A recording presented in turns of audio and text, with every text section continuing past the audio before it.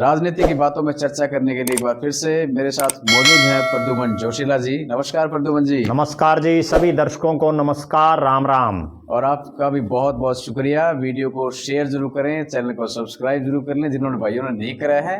और ये बात तो हमारे वीडियो में बोलेंगे। प्रद्युमन जी, प्रदेश में विधानसभा के चुनाव के बाद में एक जो राज्यसभा की सीट है ना, वो खाली हुई है क्योंकि इसराना से कृष्ण लाल पंवार जो थे वो राज्यसभा के सदस्य थे जी। 2022 में बने थे और 28 तक उनका कार्यकाल था जी। तो करीबन 4 साल से ज्यादा का समय लगभग अभी उनका बचा हुआ है।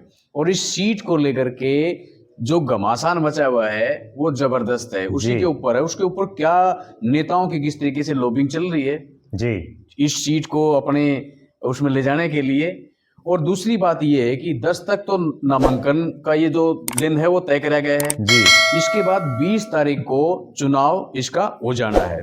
तो ये जो क्योंकि कृष्ण लाल पंवार फिलहाल इसराना से विधायक हैं और वो मंत्री भी बन गए हैं, तो उन्होंने राज्यसभा की सीट छोड़ दी थी और इसी को लेकर के ये जो चुनाव है होना है। इस पे किस प्रकार से नेताओं की जो लॉबिंग चल रही है इस पे चर्चा करेंगे क्योंकि बड़ा ये फिलहाल का करंट का टॉपिक है जी।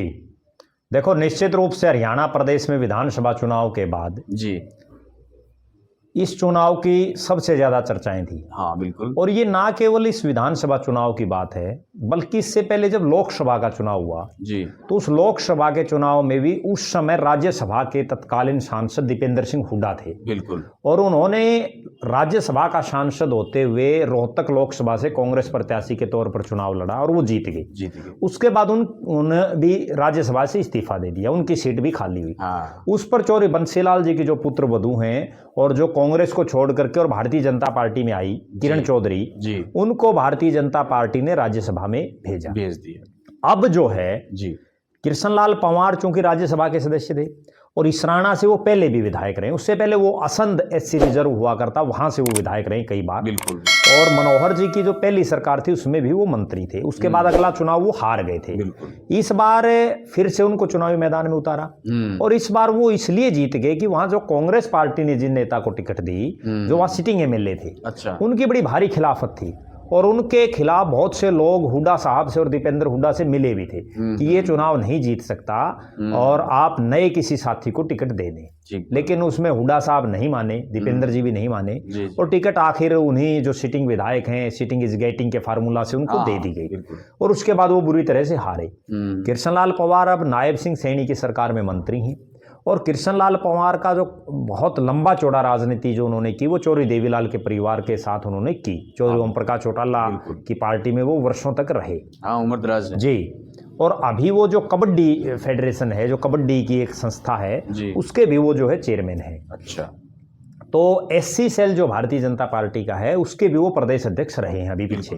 ठीक बात। तो अब कृष्ण लाल पंवार की जो सीट खाली हुई है उस पे हरियाणा प्रदेश के तमाम जो बड़े बड़े भाजपाई हैं, कौन से भाजपाई, एक तो जिन भाजपाइयों को टिकट नहीं मिली विधानसभा के चुनाव में, जो नाराज थे, जिन भाजपाइयों को लोकसभा के चुनाव में टिकट नहीं मिली, बड़ी गंभीर बात मैं बता रहा हूं दर्शकों को, और जो भाजपाई विधानसभा और लोकसभा का चुनाव हार गए, ठीक बात, वो लोग लॉबिंग कर रहे हैं कि किसी तरह से देश की सबसे बड़ी पंचायत, संसद के सबसे उच्च सदन राज्यसभा में हम चले जाएं। और जो आदमी एक बार राज्यसभा या लोकसभा में चला जाता है तो उसके बाद उसकी शीर्ष नेतृत्व चाहे नरेंद्र मोदी हो, अमित शाह हो, वहां ठीक सिस्टम उनका बैठ जाता है। तो हर आदमी ये प्रयास करता है, राजनीतिक आदमी, कि मैं मेरी पार्टी का जो शीर्ष नेतृत्व है उनके ज्यादा से ज्यादा करीब रहूं। अब यहाँ लगभग 1 दर्जन नेता हरियाणा के ऐसे हैं जो इस लॉबिंग में हैं। वो लगातार बड़े बड़े नेताओं से मिल रहे हैं, लगातार बहुत से कई नेता तो ऐसे हैं वो दिल्ली में बैठे कई दिन से कि भाई किसी तरह से कोई जुगाड़मेंट बैठ जाए। और इक्का दुक्का नेता ऐसे भी हैं जिनको ये क्लियर कट पता चल चुका है कि हमें तो बनाएंगे नहीं, तो वो वापस भी आ लिए। सही बात। अब उनका हम सिलसिलेवार तरीके से बताएंगे। जो मुख्य तौर पर जी देखो, इस सीट पर भारतीय जनता पार्टी के वर्तमान में जो हरियाणा प्रदेश की हम बात करें तो 5 राज्यसभा में से 4 सदस्य अभी फिलहाल हैं, बिल्कुल, जिनमें कार्तिकेय शर्मा निर्दलीय हैं लेकिन भारतीय जनता पार्टी के समर्थित हैं और उनकी मां विधानसभा में बीजेपी की विधायक है। बिल्कुल ठीक बात। ब्राह्मण चेहरे हैं, 2 जाट नेता राज्यसभा में हैं, जाट चेहरे, जिनमें सुभाष बराला और किरण चौधरी, और एक जो बैकवर्ड क्लास से आते हैं रामचंद्र जांगड़ा जी, वो जिंदगी में कभी चुनाव नहीं जीते। और एक और खास बात दर्शकों को बताएं, अच्छा। ये राज्यसभा भी हारे हुए नेताओं का ही एक जो है ठिकाना है। अच्छा, बड़ी गंभीर मैं दर्शकों को बात बताऊं, जो हार जाता है ये वो राज्यसभा में चला जाता है। जैसे एक उदाहरण देता हूं मैं, और उस समय हमारा गांव भी उसी लोकसभा में था। अच्छा। 2004 के लोकसभा के चुनाव में अजय सिंह चौटाला लोकसभा का चुनाव हार गई, बिल्कुल, कुलदीप बिश्नोई जीते थे जी। चौधरी ओम प्रकाश चौटाला जी ने उनको राज्यसभा भेज दिया। दीपेंद्र सिंह हुड्डा चुनाव हारे, उनको राज्यसभा भेज दिया। सुभाष बराला चुनाव हारे, उनको राज्यसभा भेज दिया। रामचंद्र जांगड़ा चुनाव हारे, उनको राज्यसभा भेज दिया। कार्तिकेय शर्मा के पिताजी चुनाव हारे, वो भी राज्यसभा में चले गए। ये तो बड़ी जबरदस्त गंभीर बात आप जी। और अगर पूरे हरियाणा का आज तक का इतिहास आप उठा करके देखेंगे, ज्यादातर कोई इक्का दुक्का को छोड़ दें, जैसे जनरल डीपी वत्स है भाई, उन्होंने कोई चुनाव नहीं लड़ा तो उनको भेज दिया, वो एक अपवाद हो जाता है इक्का दुक्का। अब लेकिन मोस्टली अगर पूरा रिकॉर्ड हम उस पर एक दिन पूरे हरियाणा के जो राज्यसभा के सांसद उन पर एक दिन विशेष चर्चा करेंगे, तो वो जितने हैं उसमें ज्यादातर हारे हुए नेता हैं। जो चुनाव हार जाते हैं उनका एक ठिकाना राज्यसभा है। ठीक है, अब जो अगली बात है, अब कौन कौन आदमी ट्राई में है जी, ज्यादातर हारे हुए या जिनकी टिकट कट गई, बिल्कुल मुख्य रूप से अगर हम बात करें, और फिर हम ये भी बताएंगे कि कौन सा बन सकता है, किसकी सिस्टम नहीं है। ठीक बात। कुलदीप बिश्नोई जी, चौरे भजनलाल के बेटे, जिनके बेटे अभी विधानसभा का चुनाव हार गए, ठीक बात, वो पूरी ट्राई में है। और कुलदीप बिश्नोई को लोकसभा की सीट भी नहीं मिली, लोकसभा की टिकट भी नहीं मिली। चौरे रणजीत सिंह को टिकट मिल गई, देवीलाल जी के बेटे हैं जी। कुलदीप बिश्नोई जी अभी अमित शाह जी से, जेपी नड्डा जी से और मनोहर लाल खट्टर जी से भी मिल के आए, और बीजेपी के कार्यक्रमों में पिछले लगभग 1.5-2 महीने से वो नदारद है। हाँ, जब से चुनाव परिणाम आया है वो कहीं नहीं दिख रहे, यानी कि शीर्ष नेताओं से मिल रहे हैं, लेकिन लोग वहां भी वो सिर्फ अपनी गोटी सेट करने के चक्कर में, भले ही वो लिख तो ये रहे अपने सोशल मीडिया अकाउंट पर कि महाराष्ट्र में मिली जीत के लिए मैं बधाई देने पहुंचा। अच्छा, जबकि हरियाणा में जब जीत मिली तब वो पहुंचे या नहीं पहुंचे उसका तो उन्होंने कहीं जिक्र नहीं किया। सही बात है, हरियाणा तो उनका खुद का राज्य है। हाँ, बिल्कुल बिल्कुल, उनको जीत की बधाई तो हरियाणा की देनी चाहिए थी, ठीक बात, लेकिन तब वो नहीं गए। अब वो महाराष्ट्र की जीत की बधाई देने के लिए पहुंच गए। अगले जो है पंडित रामविलास शर्मा, हाँ, जिनको महेंद्रगढ़ से टिकट नहीं दी भारतीय जनता पार्टी ने, प्रदेश के अध्यक्ष हैं, शिक्षा मंत्री रहे, कई बार विधायक रहे हैं, वो लग रहे हैं उदेड़बुन में। कैप्टन अभिमन्यु नारनौल से चुनाव हार गए, बड़ा चेहरा है जाट समाज में जी। और ओम प्रकाश धनखड़ पार्टी के राष्ट्रीय सचिव हैं, बादली से दूसरी बार लगातार चुनाव हारे हैं, बिल्कुल। इनके अलावा ये हारे होंगे गिनती है, बीच बीच में एक आधा ऐसा आएगा जो जिसको टिकट नहीं मिली, जैसे संजय भाटिया जी, संजय भाटिया को करनाल से टिकट नहीं मिली लोकसभा की, उसके बाद उनको विधानसभा की भी कहीं से नहीं मिली। वो पानीपत से भी ट्राई में थे, तो संजय भाटिया लाइन में इस प्रयास में है। पंडित मोहनलाल बड़ोली जो प्रदेश के अध्यक्ष हैं, जो खुद लोकसभा का चुनाव हार गए थे, और विधानसभा चुनाव में भी मैं बड़ी दावे के साथ एक बात कहता हूं कि अगर वो चुनाव लड़ते राई की सीट से, क्योंकि वो राई से विधायक थे, तो वहां बड़ी मुश्किल थी उनकी डगर, बिल्कुल ठीक बात। उसके बाद सुनीता दुग्गल, हाँ, जिनको पहले लोकसभा की टिकट दी नहीं, अशोक तंवर को दे दी, लेकिन अशोक तंवर भी 152D का फायदा उठा लिया उन्होंने, लेकिन उसके बाद जो है वो भी राजनीतिक गलियारों से ओझल हो गए। और सुनीता दुग्गल ने रतिया से चुनाव लड़ा और वो चुनाव हार गए।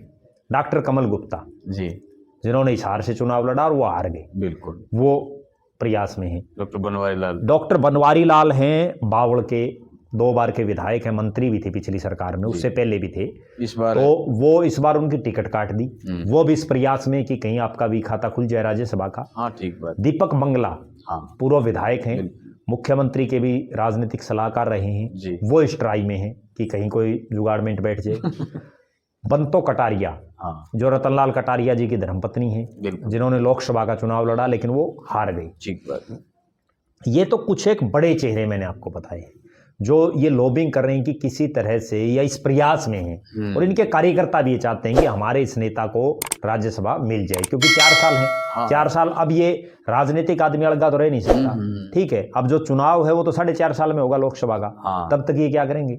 अब इनके पास ऐसा सुनहरी मौका है कि 2028 तक राज्यसभा में रहो। 29 के शुरू में चुनाव है, बिल्कुल, तो उसके बाद आप चुनाव लड़ लो। हो सकता है आपको रिपीट भी कर दे पार्टी, वो एक अलग बात है। सही बात। और इनके अलावा कुछ एक इस तरह के लोग भी सक्रिय हैं, जैसे सुभाष चंद्रा, जो बहुत मोटा, जिसके पास पैसा था, जो बढ़िया, कार्तिकेय शर्मा, जिसके पास बहुत अथाह पैसा था। तो इस तरह के लोग भी इस प्रयास में हैं कि कहीं हमारी भी कोई ना कोई लॉटरी लग जाए। लेकिन अब वो किसकी लगेगी, वो तो जब नरेंद्र मोदी जी, जेपी नड्डा जी और अमित शाह जी इसका नाम फाइनल करेंगे वो होगा। लेकिन इतना निश्चित है, मैं जो समझ पा रहा हूँ और जो हमारे सोर्सेज बता रहे हैं, अच्छा, और जहाँ जहाँ हमारी जिन नेताओं से भी बात होती है, उसमें ये तय है कि हरियाणा से भारतीय जनता पार्टी एक तो किसी जाट चेहरे को नहीं भेजेगी। ठीक बात। उसका मतलब ये है कि कैप्टन अभिमन्यु और ओम प्रकाश धनखड़ का तो पत्ता कट गया। ठीक। उसका सीधा कारण ये है कि 2 जाट सांसद पहले से, तो इसलिए नहीं भेजेगी। जी बिल्कुल। अगली जो बात है, कुलदीप बिश्नोई। कुलदीप बिश्नोई ने अभी 6, 7, 8, 9 और 10 तारीख के नड़वा विधानसभा क्षेत्र, जहां से उनके एक साथी विधायक बने हैं बीजेपी के, वहां अपना धन्यवादी दौरे का कार्यक्रम रख दिया है। अच्छा। जो ये दर्शा रहा है सीधा सीधा, जो राजनीति करते हैं उनके समझ में आ जाता है कि नॉमिनेशन होना 10 तारीख तक, 3 से 10 जी, और उन्होंने 6 से 10 तक के अपने कार्यक्रम रख दिए हैं धन्यवादी दौरे की। तो कहीं ना कहीं कुलदीप बिश्नोई का भी पत्ता कट चुका है। वरना वो तो दिल्ली और गुड़गांव को छोड़ करके वैसे ही नहीं आया करते कभी धन्यवादी दौरे पे। ठीक बात। और ये भी पहली बार वो इस तरह से धन्यवादी दौरा कर रहे हैं, तो निश्चित रूप से उनका भी पत्ता कट चुका है। उसके बाद अगला जो नाम है, रामविलास शर्मा। रामविलास शर्मा का पत्ता बिल्कुल कट चुका है। और मेरा ये मानना है कि जब उन्होंने निर्दलीय चुनाव लड़ने की बात कही, चूंकि बीजेपी ने उनकी टिकट महेंद्रगढ़ से काट दी थी, और कंवर सिंह यादव जो जिनको उन्होंने जिला प्रधान बनवाया था। हाँ, अब ये देखिए राजनीति में कब चेला गुरु बन जाता है, कुछ नहीं पता चलता। सही बात। तो जिनको जिला प्रधान बनाया था वो कंवर सिंह यादव टिकट ले आए और रामविलास जी बैठे रह गए। उसका नतीजा ये रहा कि बहुत कम दर्शकों को पता होगा इस बात का, रामविलास शर्मा जी पहली मनोहर जी की सरकार में कैबिनेट के मंत्री थे। दूसरी सरकार में उनके समधी और बल्लभगढ़ के जो विधायक थे मूलचंद शर्मा, वो विधायक मंत्री थे।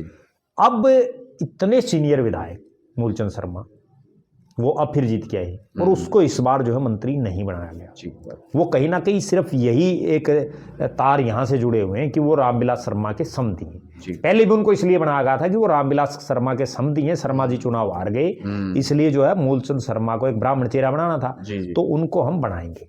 तो अब ब्राह्मण चेहरे के तौर पर भी कोई स्वीकार्यता अब जो है वो समय जा लिया पंडित रामविलास शर्मा का, तो उनका नाम भी कट चुका है। अब जो बाकी नाम बचे, इनमें ऐसा लग रहा है कि संजय भाटिया को भी नहीं भेजा जाएगा। उसका कारण ये है कि मनोहर लाल खट्टर जी राज्यसभा में पंजाबी चेहरे हैं, संजय भाटिया भी पंजाबी हैं, वही है कि लोकसभा क्षेत्र है और वो केंद्र में मंत्री हैं। तो कहीं ना कहीं संजय भाटिया से पार्टी संगठन का काम ही लेगी, जो अभी वो कर रहे हैं। उसके बाद बाकी जो नेता बच गए, इनमें मेरा ऐसा मानना है कि भारतीय जनता पार्टी एक तो पंडित मोहनलाल बड़ोली पे कहीं ना कहीं दांव खेल सकती है, और उसका सिर्फ एक ही कारण मैं मानता हूं, और वो कारण केवल ये है कि अभी भारतीय जनता पार्टी का खुद का ना लोकसभा में कोई ब्राह्मण एमपी है हरियाणा के संदर्भ में, ना राज्यसभा में। पिछली बार 3 थे, अरविंद शर्मा, रमेश कौशिक और जनरल डीपी वत्स। इस बार तीनों ही नहीं है। तो कार्तिकेय शर्मा ठीक है समर्थित हैं, लेकिन उनका दांव लग सकता है। दूसरा जो दांव मैं समझ रहा हूं वो ये है कि चूंकि एससी समाज से आने वाले कृष्णलाल पंवार की ये सीट खाली हुई है, तो इस पे एससी समाज के किसी चेहरे को भेजा जा सकता है, जिसकी सबसे प्रबल संभावना है। अब वो एससी समाज में कौन होगा? भारतीय जनता पार्टी पिछले काफी समय से डीएससी समाज का बार बार ये जिक्र कर रही है कि डीएससी समाज ने बड़े बम्पर वोटिंग बीजेपी को की, और उसी के मद्देनजर अभी जींद में महर्षि वाल्मीकि जी के जो जयंती पर एक कार्यक्रम रखा गया जी, और विधानसभा के चुनाव के समय भी डीएससी समाज के द्वारा एक कार्यक्रम रखा गया था। अब जो संभावनाएं हैं वो ये हैं कि कृष्णलाल पंवार चमार जाति से संबंध रखते हैं, बिल्कुल, उनको कैबिनेट में मंत्री बना रखा है। बिल्कुल, तो निश्चित रूप से चमारों को प्रतिनिधित्व जो चमार जाति है उसको भारतीय जनता पार्टी ने दे रखा है। ठीक बात। दूसरी जो बड़ी जाति है एससी समाज में, वो है वाल्मीकि। वाल्मीकि जो समाज है उसमें भी कृष्ण बेदी जी को उन्होंने कैबिनेट का मंत्री बना रखा है। ठीक बात। तीसरी जो बड़ी जाति आती है वो है दानक समाज जी। दानक समाज से भारतीय जनता पार्टी का कोई बड़ा पद पर कोई नेता भी दिखाई नहीं दे रहा है जी। ना सत्ता में है ना संगठन में है। ठीक बात है। और लोकसभा का जब चुनाव हुआ तब भी दानक समाज को भारतीय जनता पार्टी ने कोई टिकट नहीं दी, दोनों टिकट चमार जाति के प्रत्याशियों को चुनावी मैदान में उतारा। बिल्कुल। तो एक संभावना ये है कि दानक समाज के किसी नेता को यहाँ भेजा जा सकता है और उसमें सबसे बड़ा नाम सुनीता दुग्गल का है। सुनीता दुग्गल लोकसभा की सांसद रही हैं जी। रतिया से 2 चुनाव हार चुकी हैं, बड़ी अधिकारी रही IRS, उनके पति IPS हैं जी, हरियाणा में वो SP हैं और जो है पढ़ी लिखी हैं और महिलाओं का भी वो प्रतिनिधित्व करती रही। तो कहीं ना कहीं एक फायदेमंद भारतीय जनता पार्टी के लिए वो रहेगा। दूसरा, भारतीय जनता पार्टी जो DSC में और जो जातियां बच गई, चाहे ओड समाज है या उसके अलावा भी बहुत सी और है, तो उनमें भी किसी ना किसी नए चेहरे को मौका दे सकती है। ठीक बात। अगली जो बात है कि अगर चमार जाति से किसी को बनाया जाए तो यहाँ डॉक्टर बनवारी लाल एक नाम है, लेकिन डॉक्टर बनवारी लाल की बात मेन ये है कि राव इंद्रजीत का क्या रुख रहता है, क्योंकि अहिरवाल में किसको बनाना किसको ना बनाना उसमें राव इंद्रजीत का एक अपना खुद का वजूद है, एक रसूख है उनका। और दूसरा बंतो कटारिया, बंतो कटारिया को इसलिए बनाया जा सकता है कि जो रतनलाल कटारिया जी हैं उनका आकस्मिक देहांत हो गया था जब वो सांसद थे, मंत्री भी रहे हैं वो मोदी जी के साथ, तो प्रदेश के अध्यक्ष भी रहे हैं, तो कहीं ना कहीं बंतो कटारिया पर भी दांव खेला जा सकता है। लेकिन कुल मिलाकर के इन सब के अलावा भी भारतीय जनता पार्टी को अचंभित करने वाला नाम भी दे सकती है। अगली बड़ी बात जी, किसी अग्रवाल समाज के नेता को भी राज्यसभा में भेजा जा सकता है, क्योंकि अभी फिलहाल भारतीय जनता पार्टी के पास लोकसभा में तो अग्रवाल समाज से नवीन जिंदल हैं जी, कैबिनेट में भी विपुल गोयल मंत्री हैं, लेकिन राज्यसभा में कोई नेता नहीं है। तो हो सकता है अग्रवाल समाज के भी किसी नेता को भेजा जा सके। और इन सब के इतर एक बहुत बड़ी बात जो है वो ये है कि ये मोदी और अमित शाह की जोड़ी है। हो सकता है हरियाणा में किसी बाहर के राज्य के नेता को ला करके भी चुनावी मैदान में उतारा जा सकता है, क्योंकि इन्होंने इससे पहले भी किया है। जब आज से 5-6 साल पहले की बातें हैं, पूरा हरियाणा ये टकटकी लगाए हुए था कि फलां बनेगा, ढिमका बनेगा, ये बनेगा, वो बनेगा, तमाम नेता लॉबिंग कर रहे थे जी जी। और बीजेपी ने दुष्यंत कुमार गौतम है उनको यहाँ से उतार दिया, जिनका हरियाणा की राजनीति से कोई लेना देना नहीं था। तो पार्टी किसी दूसरे नेता को भी भेज सकती है, हरियाणा वाले भी ज्यादा खुश ना हो। ये मोदी और अमित शाह की जोड़ी है, कुछ भी कर सकते, कुछ भी हो सकता है। बिल्कुल, बहुत अच्छी बात आपने कही। और ये जोड़ तोड़ काफी दिनों से चल रहा है जी। और बस अब ये जोड़ तोड़ तो इसलिए चल रहा है ना डांडा साहब, नेता अड़गे हो गए। अब उनको देखो, जो ये जितने नेताओं का मैंने नाम लिया है ना, तो इनको कोई मंत्री बनाएगा अब सरकार में, क्योंकि ये MLA नहीं है, MLA की बारी नहीं आ रही। हाँ बिल्कुल ठीक है, बिना MLA भी बना सकता है CM, लेकिन ऐसा कोई मुझे नहीं लगता आज के दिन सीन। और ये चेयरमैन बनेंगे नहीं, क्योंकि इतना बड़ा इनका इतना छोटा कद भी नहीं है।